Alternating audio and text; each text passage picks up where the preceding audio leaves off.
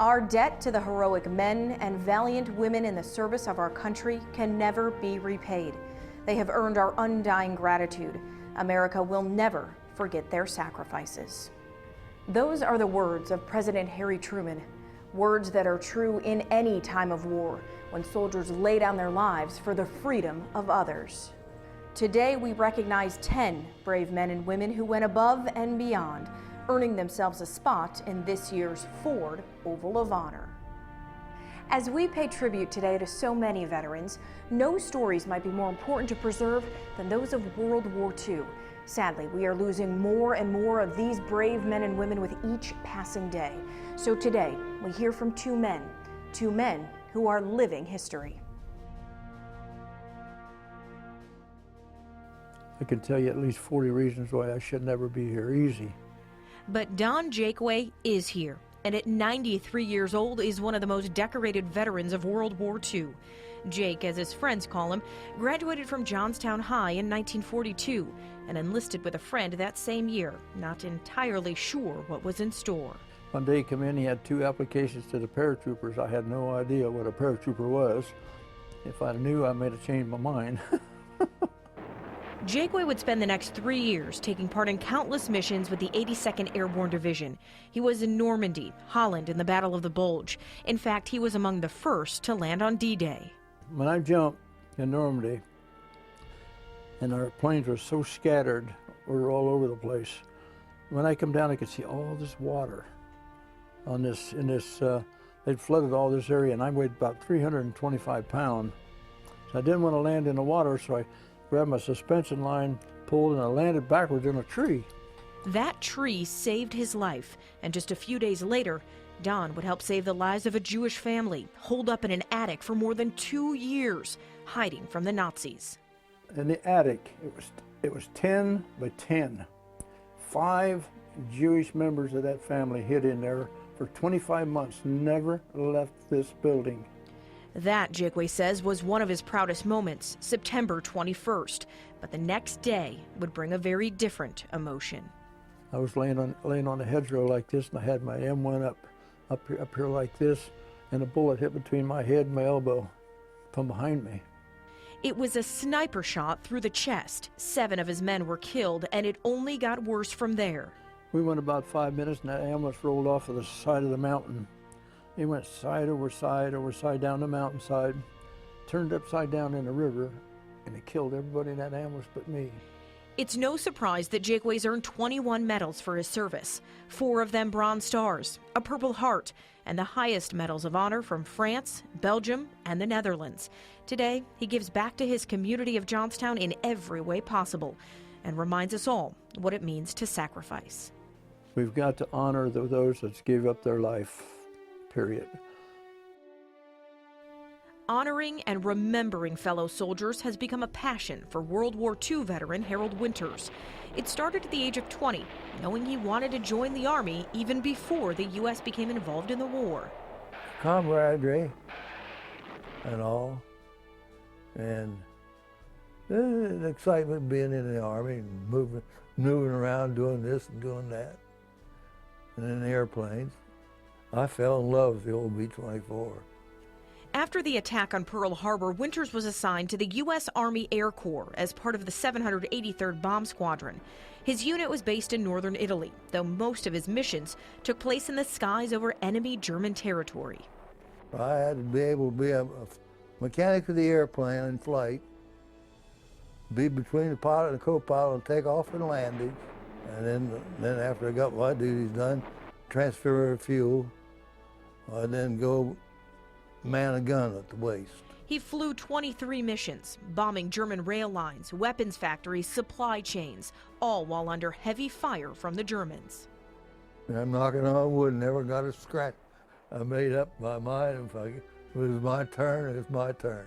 His turn never came. Instead, he came home, married his sweetheart, and raised his family.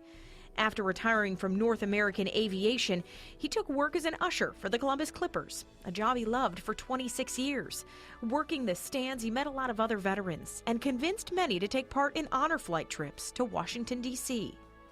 One time after I was down there, I asked him, I said, You ever been to Washington on the honor flight? Hell no, who wants to go on that? I said, you do.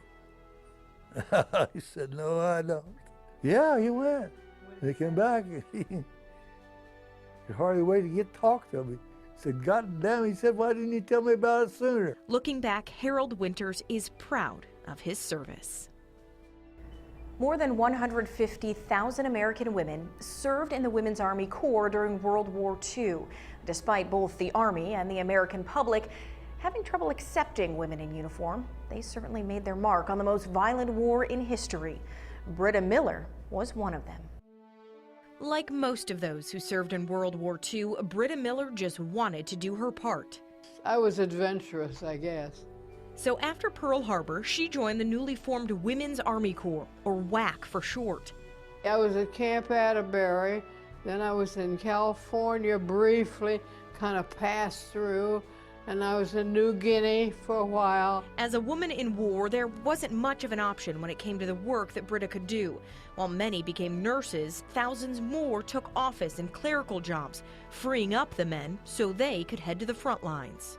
Oh, I typed, filed, and I worked in a library. That was my favorite job. And right alongside Britta, German prisoners of war. They were prisoners, but they had these jobs. They'd come in and clean the offices and clean the library. Britta says they were encouraged to ignore the prisoners, not to speak to them, but there was never a time she felt scared. And when Britta finally went home, she married her high school sweetheart, who'd been serving as a mechanic in the Air Force. They both went on to college on the GI Bill. For her service, Britta earned a World War II victory ribbon and an overseas service ribbon. And today, says she hopes more women will feel the sense of adventure that she felt and wear their own dog tags proudly. It's a position no soldier wants to be in, imprisoned by the enemy, to do with you whatever they want. Up next, 2 POWs share their stories as the Oval of Honor continues. It's an inevitable part of any war, being captured by the enemy. During World War II, thousands of soldiers landed in camps that forced hard labor, subjected them to cruel punishment, made them live in extremely harsh conditions. They were POWs, 3 letters that mean so much. In January of 1943, 3 days after his 19th birthday, Edwin Libran went from being a private citizen to Army Private First Class. Back in World War II, they didn't care if you was in school or not. They drafted you right out of school. By the summer of '44, he was on his way to Europe and into battle. Libran and his unit made quick work of marching through France. We went in there and liberated Paris, and of course they had a big doings after we liberated them. But tougher days would follow. During the winter of 1944, his unit took position in the forests of Belgium for what would become the Battle of the Bulge. The German army was all over, and Libran's unit was looking for shelter. They walked into a town that seemed to be on the side of the Allies. One boy even ushered them to a safe haven. He said he'd show us out. He showed us out all right. He showed us right into a trap. That young boy was a Nazi sympathizer. Libran was taken prisoner and immediately led to what he believed was his execution. And we stood there, and they pulled back the hammer on the .30 caliber machine gun, and I said to the guy next door, "It'd been nice to know you," because I knew they was going to mow us down. At the last second, a German officer stepped in, saying American prisoners were valuable. So Libran and the others were loaded onto a cargo train, as many as 100 in a single car. They took the cattle off, never cleaned it out, and we was 5 days and 5 nights without anything to drink or anything to eat. Finally, they arrive at Stalag 9B in Hessen, Germany. History would record it as being the worst of all Nazi POW camps, a distinction Libran cannot argue. We slept on straw mattresses. We had to take our shirts off and squeeze the fleas and the lice off of us before we could go to bed. We didn't get much food because, like I said, we got 2 or 3 little potatoes a day is all. 6,000 prisoners lived a hellish existence. Men died every day from dehydration, malnutrition, hypothermia. Allied forces eventually liberated the camp. After recovering, Libran came home, his service to our country complete. These days, he volunteers at Mott's Military Museum, sharing his story to all who will listen. Becoming a prisoner of the enemy is never a good thing. For Private First Class Bill Schmidt, it meant working dusk till dawn with nothing to fuel his body. Heavy labor under a strict diet. Diet was about 750 calories a day. Schmidt spent 4 months digging holes and building roads one stone at a time. When they went for a shower and delousing, they were told the soap they were using was made of burnt bones and grease from the oven of a concentration camp. Bill lived with 23 other POWs. The camp held 600. We're kind of tight with each other because we had to survive. It was no surprise he went from a strapping soldier of 170 pounds down to a frail 105. Then, one random day, the men woke up to silence. Now, we're a labor camp, and nobody is telling us anything as about where we are. But we know one thing, there's no Germans with guns there protecting the Reich. So they left. Bill, in such bad shape, had to be carried to freedom by his friends. He spent more than 3 months in the hospital. At one time I remembered that I'd had 24 shots of penicillin. That's every 3 or 4 hours. When Bill got home, he attended Capital University, then seminary school to become a pastor. He got married and had 5 kids. And later, Bill discovered the American Ex-Prisoners of War. They had the same experiences I had, but in a different place and with different people. He became the national commander, getting to meet Presidents Clinton and Bush. A Victory Medal and a Bronze Star are among his awards, but Bill says the only medal he needed was getting out alive. When World War II ended, U.S. world policy shifted. It's focused now on stopping the spread of communism. That effort took our next 3 honorees to places in Southeast Asia and war fronts unlike any our military had seen before.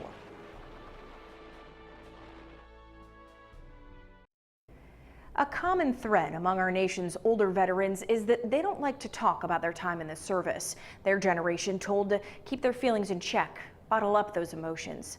Such is the case of our next honoree, whose 1 year of service in the Korean War created enough difficult memories to last a lifetime.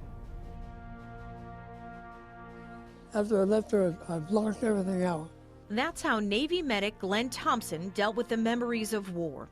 He grew up in a working-class family on Columbus's west side. The 5th of 9 children, he wanted more than a factory job.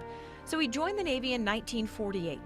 2 years later, the U.S. got involved in the Korean War, and Glenn was sent overseas.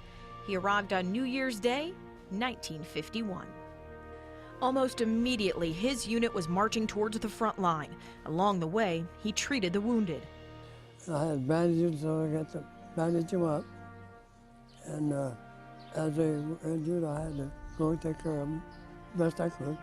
One day, Glenn's unit came under heavy fire from the North Koreans. One soldier who was operating their largest gun was shot. It was up to Glenn and 3 others to run up the hill to get him. I went up and tried to take care of him best I could. I couldn't get him down. So we got a stretcher. On the way down, Thompson felt something hit his back, but he kept going. Once they were down, he told his lieutenant the mission wasn't over. They still needed to get the gun. He acted like it was nothing that would do. I finally went and got myself and brought it back. As for that something that hit him in the back, I didn't hear a shot or anything. I just felt a ping. I don't know what it was. The lieutenant said, I don't see anything. Tore it up and said, oh yeah, you've been shot. Thompson earned a Purple Heart for being wounded while rescuing the man and his gun. When his year was up, Thompson left the Army and got back to his life in Columbus. I met this pretty young lady over here, and Years later, flashback dreams forced Thompson to deal with his time at war. Now he openly tells people what it was like. He even made a trip to Washington, D.C. with the honor flight, bonding with others who fought in Korea. The war in Vietnam not only created a divide in that country, but also in ours. Those who supported the war certainly were in the minority. Yet as negative opinions spread, it was our military members who were caught in the middle. And our next honorees didn't have time to think about that. They had a job to do, and they did it with honor and distinction. It was my job when they called on me to do it. They don't come much tougher than Master Sergeant Kenneth Davenport. At the age of 17, when most teenagers are still clinging to their youth, Davenport enlisted in the Army's Airborne Division. I'd never been inside of an airplane until I jumped out of one. That was just the start. After becoming a paratrooper, Davenport took on the intense, sometimes brutal training at the Army's Ranger School. It's the roughest school they got. We trained the Marines and the SEALs and everybody else. The preparation paid off in one of his first assignments, in a place very few people even paid attention to. A civil war erupted in the Dominican Republic in 1965. Our troops went in. It was street fighting. Got sniped at, shot at. A couple months, I guess, before they give the code word street sweep. In urban warfare like this, fighting rebels while protecting civilians was near impossible. I noticed a civilian on the other side of the street, and he was laying out there, and I figured if he laid there much longer, he's going to get hit a few more times and maybe killed. So I ran across the street, drug him into the alley, and bandaged him up.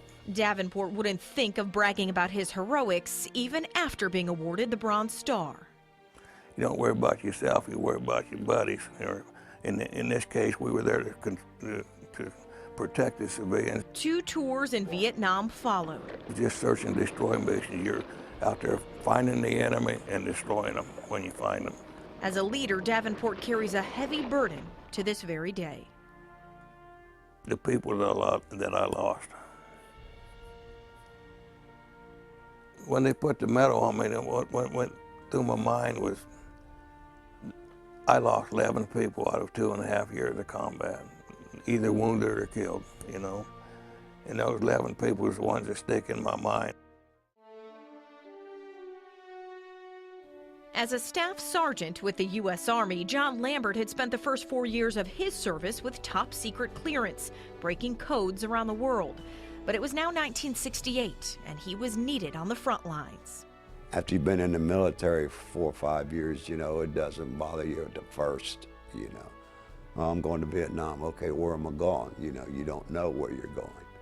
He was going to Da Nang, an American air base. There he was given his supplies, trained on his weapon, and just 2 days later... And they drop us off, and you keep going, and all you see down below you is jungle. At that point, Lambert met his outfit. Guys, he says, soon became his brothers. They faced the heat of the jungle together and the dangers that came along with it. Where we were at, if anything moved, if the jungle moved, you shot it.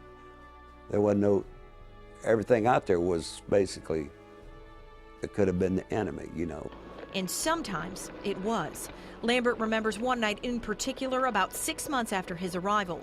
His team had set up an ambush. The enemy had other plans. Basically, I was walking one direction and they came around the other direction. It was just like who drew faster, in which I was always fast, because I was always ready. It turned into a shootout. John was hit in the side, kept on fighting. But then I got hit in the shoulder, and I switch arms, switch hands, start shooting my left hand, and then everything died down for a second, and the medic got me back behind where the guys were actually having a firefight. Shot twice, the second one taking him out of the action for good. For that, John Lambert would earn a Purple Heart, a Bronze Star with V device, and an Army Commendation Medal. The experience of Vietnam and the ongoing Cold War gave our next honoree a unique perspective on modern-day conflicts. Up next, the impact of fighting in the Middle East, a legacy that continues to this day. When you think of modern-day war fronts, the sands of the Middle East immediately come to mind. For the first time in our history, operations like Desert Shield and Desert Storm played out on TV for all of us at the home front. But for those who were there, it was an entirely different experience, an experience that won't soon be forgotten. January 19th, I enlisted in the Air Force, so I didn't get drafted. And 2 days after I graduated, I was in the Air Force in Texas, and the rest is history. Meet Colonel Ron Albers, a man who did his best work 20,000 feet up, a man who flew the same plane during the Cold War, Vietnam, and finally Desert Storm. Again, our prime mission was the Cold War, but because Vietnam happened, they also needed tankers there, so if we weren't sitting alert here and playing nuclear war games here, we were over there. Albers piloted a KC-135, a refueling jet. He made sure the fighters could do their jobs. And when they needed gas, it's like going to the corner gas station. They just come over and we give them gas. While he was part of the Strategic Air Command during the Cold War, it was Vietnam that really got him some airtime. Albers flew 111 missions and served 3 different tours. I was there during the summer bombings of 1972, which was Linebacker 1, and the Christmas bombings of 72, which was Linebacker 2. Those were when we were allowed to bomb Hanoi. And although he wasn't the one shooting, Albers saw and heard the casualties of war. There's a guard channel. It's a common channel. You only talk on it when you've got an emergency, and guys that have been shot before they bail out or before they crash land are talking on it, and it makes you want to cry. And Albers had his own close calls. He recalls one time during a nuclear mission near Spain, he refused to take a plane with a hydraulic leak, despite being told it was okay to fly. While we were flying, another crew I was very close to also took that original jet and it blew up in the air and killed all of them. A defect no one knew about. 2 decades later, another scary moment in the Gulf War. We flew a mission and came back, and we still had like 20,000 pounds of fuel on the airplane. And I put the landing gear down, and there was an explosion inside the airplane.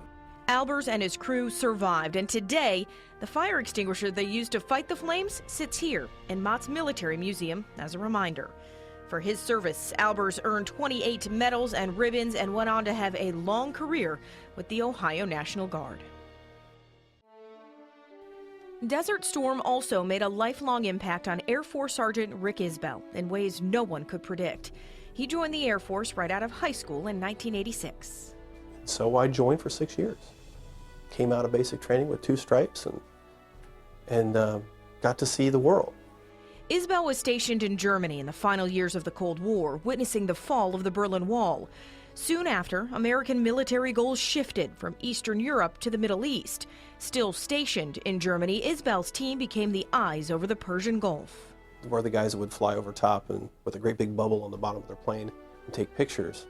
So I'm doing my job and I looked down and said, "Hey, Carrie, what's this?" She goes, "I don't know, let's take a look." So she gets out the loop and takes a look and goes, "Dude, you just found a Scud." And I'm like, "That's really cool." Despite never stepping foot in the Middle East, handling all that equipment that had flown in and out countless times is likely what caused Isbell to face a life-threatening illness. An illness with no known cause, a myriad of symptoms, and difficult to cure. They didn't know what was wrong with me. They sent me to doctors up and down the coast of California to try to figure it out. And it took the Navy to say, here's what your problem is, here's why you're bleeding, and why you're so sick. He was diagnosed with Gulf War Syndrome, a blanket diagnosis for so many illnesses soldiers faced. Ultimately, Isbell underwent several operations and was in rehab for a year. During that time, he earned a degree from Columbus College of Art and Design. But the call to help his fellow soldiers in arms drew him into a new kind of service, working with injured and disabled veterans. First with the state of Ohio, now with the city of Columbus. People come to me because they're lost. One of the best things that I remember was we had a vet who came to our homeless veteran stand down. He said, "I've been sleeping in my car. I can't take another day." At the end of the day, this guy had a roof over his head, promise of a possible job, clothing, food, and an outlook on life of, hey, things are changing for me. And it's that message that inspires Isbell to keep pushing for those who can't.